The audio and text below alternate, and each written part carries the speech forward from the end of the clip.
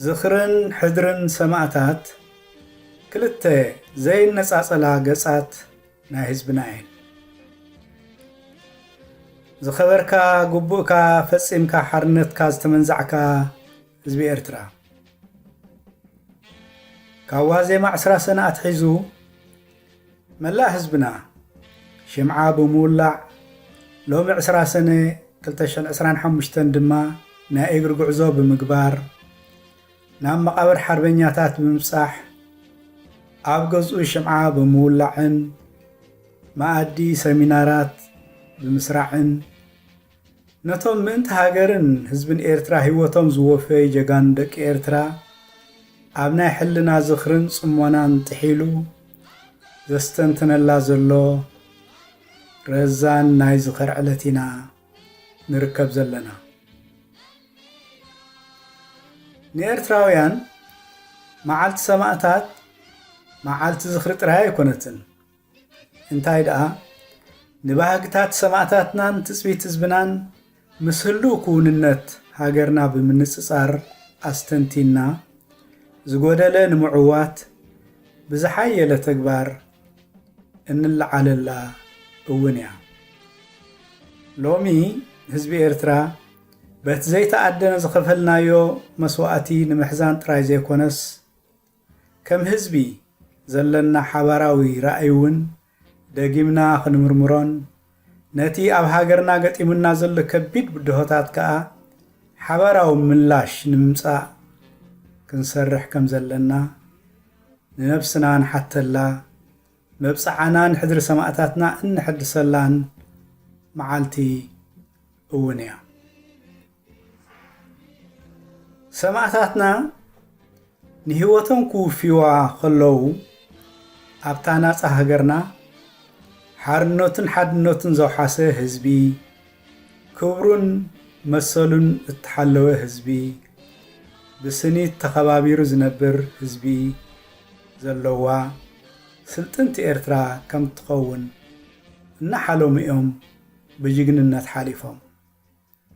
ብሳላ መስዋዕቶም ከዓ ልዕላዊት ሃገር ኤርትራ ህያውን ውሕስትን ኮይና ኣብ ሕልሚ ስዋኣትና ህዝብና ተሸቕሪሩ ዝነበረላ ኤርትራ ኣይነበረትን። ኣብ ሕልሞም ቆልዑን መንእሰያትን ዓንቢቦም ንሃገሮም ግርማ ዝኸድኑላ እምበር ናብ ስደት ዝነፍጽላ ኤርትራ ኣይነበረትን። ኣብቲ ሕልሞም ህዝብና ብኽልተ ኣእጋሩ ኮሪዑ ዝረግጸላ ኤርትራ ዝመስሎ ዝዛረበላ ኤርትራ ውግእን ወረውግእን ዘይስመዓላ ኤርትራ ብልጽግትን ብዓለም ተባሃጊትን ኤርትራ እያ ነይራ። ሓርበኛ ህዝቢ ኤርትራ ካብ 1904 ሒዙ ክሳብ ግንቦት 1991 ከቢድ መስዋዕቲ ከፊሉ እዩ። ድሕሪ ምርጋጽ ሃገራዊ ልዕላውነት ኤርትራ እንተኾነ እውን መስዋዕቲ ህዝቢ ኤርትራ ኣየቋረጸን። ኣብዘን ዝሓለፋ 34 ዓመታት ድሕሪ ናጽነት ሃገርና ካብ ባዕዳዊ መግዛእቲ ዝገደደ ስርዓተ ራዕድን ምልክን ኣብ ሃገርና ነጊሱ ብሰንኩ ህዝቢ ኤርትራ ኣይቀሰነን። ካብ ቀዳማዩ ዳሕራዩ ኣብ ዝገደደ ውግኣት እናተጠብሰ ጋና መርድኡ ብወግዒ ዘይተነግረሉ መስዋዕቲ ኤርትራውያን ኣዝዩ ከቢድ ብምዃኑ ህዝብና ኣብ ከቢድ ጭንቀትን ሻቕለትን ይነብር ኣሎ። ኣብቲ ህዝብና ንሓርነቱን መሰሉን ኣብ ውሽጥን ኣብ ደገን ዘካይዶ ዘሎ ቃልሲ እውን ብሰንኪ እከይ ምፍላይ ሸርሕታት ናይ ስርዓት ህግደፍ ኣብ ህዝብና ብዙሕ መስዋዕቲ ይኽፈል ኣሎ። ኤርትራውያን ሰማዕታት ዝተቃለሱሉ ቀንዲ ክብርታትን ራእይን ንሕና ኤርትራውያን መስዋዕቲ ንኽንከፍል ዝደረኸና ምኽንያታት ብዙሕ እዩ። እዞም ምስ ግዜ ዘይበልዩ ወትሩ ኣብ ሕልናና ተወቒሮም ዝነብሩን ክሳብ ሎሚ ምሳና ንኽቕፅሉ ምኽንያታት ዝኾኑና ክብርታት እዞም ዝስዕቡ ክትቀሱ ይከኣል። ናጽነትን ሓርነትን ሰማዕታትና ኩሉ ኤርትራዊ ካብ ጭቆና ናጻ ኮይኑ ሰብኣዊ ክብሩ ተሓልዩ ብሰላም ብኽብርን ዝነብር ህዝቢ ክርእዩ ኣብ ኣእምሮኦም ነይሩ። ፍትሕን ማዕርነትን ንኹሉ ሰብ ብማዕረ ዝጥምት ኣብ ሃይማኖት ብሄር ጾታ ዝተመርኮሰ ኣድልዎ ዘይብሉ ሕብረተሰብ ከም ዝህነጽ እምነት ነይርዎም። ነዚ ራእይ እዚ ኩሉ ኤርትራዊ ብሓባር ተቓሊሱሉ። ኣብቲ ንናጽነትን ሓርነትን ህዝቢ ኤርትራ ዝተኻየደ ውድባዊ ምንቅስቓሳት እውን እዚ መትከላት እዚ ስኑድ እዩ። ሓድነትን ምሕዝነትን ሓደ ካብቲ ኣብ ቃልስና ዝቐሰምናዮ ኣገዳሲ ትምህርቲ ብዛዕባ ሓድነት ዝፈጥረልና ሓይሊ እዩ። ብዙሓዊ ኣቃውማ ሕብረተሰብ ኤርትራ ማለት ሕብረ ብሔራዊ ኣቃውማና ክልተ ዓበይቲ ሃይማኖታትና ከም ድኻም ዘይኮነስ ከም መሐየሊና ኣፍልጦ ሂብናየን ተገልጊልናለን። ኣብቲ ናጽነት ዘካየድናዮ ቃልሲ ከዓ ብግብሪ ሰሪሕናሉ ናብ ናጽነት ኣብፂሕና። ሕጂ እውን እዚ ሓድነት ዝፈጥረልና መንፈሳዊ ሓይሊ ኣብ ባህግታትና ልዑል ቦታ እዩ ዘለዎ። ርህው መጻኢ ምውሓስ ሰማዕታትና ድሕሪ መስዋዕቶም ንሕና ህዝቢ ኤርትራ ዝበለጸን ብልጽግና ዝመልኦ መጻእን ዕድላትን ከም ዝህልወና ናጻ ርእሰ ውሳኔ እንገብረሉ ዕድል ክመጽእ ምዃኑን ጥርጥር ኣይነበሮምን። ነዚኦም ከዓ ህይወቶም ዝሃቡ እሞ ሕድሪ ሰማዕታትና ብኸመይ ነኽብር? ብኸመይ ከ ምእንቲ ብሩህ መጻኢና ንሰርሕ? ነቲ ዝሓለፈ ክንቅይሮ ኣይንኽእል ኢና፣ ንመጻኢና ግን ክንቀርጾን መልክዕ ከነትሕዞን ንኽእል ኢና። ንሕድሪ ሰማዕታትና ሓቀኛ ክብሪ ንምሃብ ህልው ተግባራትና ምስቲ ሰማዕታትና ዝተቓለሱሉን ዝተሰውኡሉን ክብርታት ከም ዝሳነ ክንገብሮ ይግባእ። እዚ ማለት ኩልና ኤርትራውያን ኣብ ውሽጢ ሃገርን ወፃእን ሓያል ፍትሓዊትን ስምርትን ኤርትራ ንምህናጽ ዘለና ቃል ኪዳን ከነሐድስ ይግባአና ማለት እዩ። ነዚ ክንገብረሉ እንኽእል ገለ መንገድታት እዞም ዝስዕቡ ክጥቀሱ ይከኣል። ተሓታትነትን ፍትሕን ምጥላብ ህዝቢ ኤርትራ ንመሰሉን ክብርን ዝሕሉ ንልዕልና ሕጊ ተማእዛዚ ዝኾነ ግሉጽነት ዘለዎ ተሓታቲ ምሕደራ እዩ ክመርሖ ዝግባእ። ኣመሓደርትን ታራ ዜጋታትን ብሓባር ናይ ናጽነትን ፍትሕን ክብርታት ዘንጸባርቕ ትካላት ኣብ ምህናጽ ዝዋስእሉ ኣሰራርሓ ከዓ ክመጽእ ኣለዎ። ምሕላው ሰብኣዊ መሰላትን ሓርነታትን ኣብ ሃገርና ሕድሪ ሰማዕታትና ተኸቢሩ ክበሃል እንተኾይኑ ንመሰረታዊ ናጽነታት ማለት ናጽነት ምዝራብ፣ ፖለቲካዊ ውክልና ከምኡ እውን ብዘይ ፍርሒ ናይ ምንባር መሰል ቀዳምነት ዝህብ ስርዓት ክመጽእ ኣለዎ።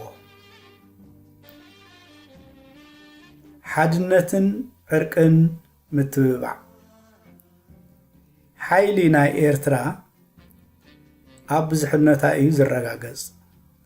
ስለ ዝኾነ ንኹሉ ዝሓቁፍ ዘተ ብምትብባዕ ኣብ መንጎ ህዝብና ዘሎ ቅሬታታት ብምፍታሕ ንሕሉፍ ቁስሊ ብምፍዋስን ኣብ መንጎ ኤርትራውያን ዘሎ ሓድሕዳዊ ምትእማን ከነሐይሎ ንኽእል ኢና። ምሕያል መንእሰያት ናይ ኤርትራ መጻኢ ኣብ መንእሰያት ደቃ እዩ ዝምርኮስ። ናይ ትምህርቲ፣ ቁጠባዊ ምዕባለ፣ ዕድላት ፈጠራዊ ምህዞታትን ምትብባዕ የድሊ። ገደብ ዘይብሉ ሃገራዊ ኣገልግሎት ተቋሪጹ መንእሰያትና ናፃ ዜጋታት ኮይኖም ብዝሓረይዎ መልክዕ ክነጥፉን ኣብ ሃገራዊ ህንፀት ኣበርክቶ ክገብሩን ናጽነት መሃብ ኣዝዩ ወሳኒ እዩ።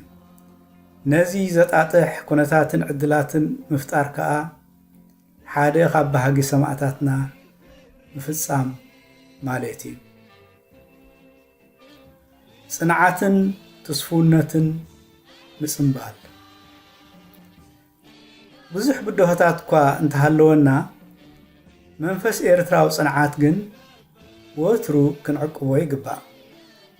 ብሓድነት መስዋዕትን ሓበራዊ ስራሕን ንኸበድቲ ብድሆታት ክንዕወተሎም ከም ንኽእል መዓልቲ ሰማዕታት ሓቂፋቶ ዘላ ታሪኽ ተዘኻኽረና። ነዚ መንፈስ እዚ እንተዓጢቕና ንኹሉ ኣብ ሃገርና ዘሎ ማሕለኻታት ስዒርና ናይ ሃገርና ኤርትራ ብሩህ መጻኢ ከም ነረጋግጽ ከዓ ርጉጽ እዩ። ኣብ መደምደምታ ሎሚ ንኤርትራውያን ሰማዕታት ኣብ ንዝክረሉ ዘለና እዋን መስዋዕቶም መፈጸምታ ዘይኮነስ መጀመርታ ምንባሩ ክንዝክር ይግባእ። እቲ ሓራ ፍትሓዊትን ብልጽግትን ኤርትራ ንምምጻእ ዝነበሮም ሕልሚ ብምልኣት ኣይተሳለጠን። ኣብ ሕድሮም እንተጸኒዕና ብቓልስና ነቲ ዝተረፈ ሸቶ ክነዕውቶ ምዃንና እዚ ናይ ሎምን ወትሩን እንሐድሶ መብጽዓና እዩ ውሕስነት ዝኾኖ።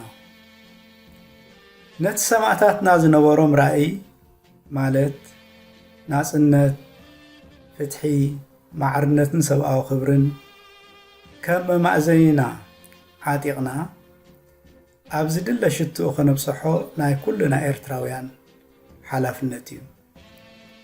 መዓልቲ ሰማዕታት እምበኣር ናይ ኣስተንትኖ ህሞት፣ ጻውዒት ንዝያዳ ስራሕ ከምኡ እውን ነታ ኩላትና እንብህጋ ኤርትራ ንምህናጽ ሓባራዊ ተወፋይነትና እንሕድሰላ ዕለት እውን እያ። እታ ብሓቂ ንሰማዕታታ እተኽብር ሃገር እታ ንኽብርታቶም ብግብሪ እተንጸባርቕን እትሰርሕን ሃገር እያ። ሃገርና ነዚ ኸነምስላ ከዓ ኩልና ክንሰርሕ ይግባእ። ንመስዋዕቲ ወለድና ምዝካርን ምኽባርን ናይ ነፍሲ ወከፍና ሕልናዊ ግዴታ እዩ። ምኽንያቱ ናይቲ ኣብዚ እዋን እዚ ምእንቲ መሰልን ሓርነትን እንኸፍሎ ዘለና መስዋዕቲ መሰረቱን መንቀሊኡን ንሱ ስለ ዝኾነ ንመዓልቲ ሰማዕታት ብዝያዳ ድምቀት ክዝክራን ከኽብራን ዝግባእ እቲ ንስለ ፍትሕን ሓርነትን ዝቃለስ ኤርትራዊ እዩ። እቲ ብገባትን ጨፍላቕን ስርዓት ህግደፍ ዝግበር ዝኽሪ ሰማዕታት ብግብሪ ዘይስነ ናይ ኣምሰሉ ተዋስኦ እዩ። ብሓባር ኣብ ዝኽሪ ሰማዕታት ተጠርኒፍና ንዝገጥመና ብድሆታት ብዕድላት ተኪእና ሕልምታት ሰማዕታትና ግህዶ ክንገብሮ ኢና። ሰማዕታትና ወትሩ ይዘከሩ። ሕድሪ ሰማዕታትና ብሓርነት ህዝብና ንምድባስ ኩልና ንሰለፍ። ስኒትና.com 20 ሰነ 2025